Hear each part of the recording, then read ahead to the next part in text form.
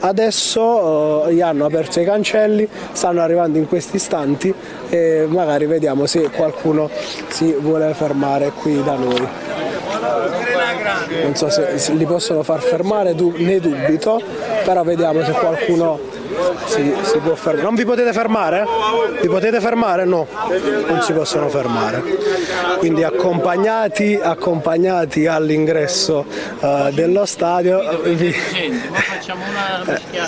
purtroppo non si possono fermare a parlare con noi perché vengono scortati e accompagnati, credo nei distinti, perché non entrando qui in tribuna li staranno accompagnando dall'altro lato. L'altro lato è quello che porta all'ingresso dei distinti, scortati da qui dalla polizia fino ai distinti, e come ci diceva giustamente un tifoso passato, è una scelta saggissima e intelligente quello di sapere che questo gruppetto di tifosi è napoletano e anziché aprire un settore destinato solo ai tifosi del Napoli devono andare nei distinti mischiati con le altre tifoserie. Sicuramente si poteva scegliere una soluzione più intelligente, quel gruppetto non è l'unico, altri si sono preparati già lì e a gruppetti verranno scortati dalla polizia all'ingresso del settore distinti, che è praticamente al lato opposto rispetto a questo qui, quindi hanno dovuto fare anche un grosso percorso, un lungo percorso da qui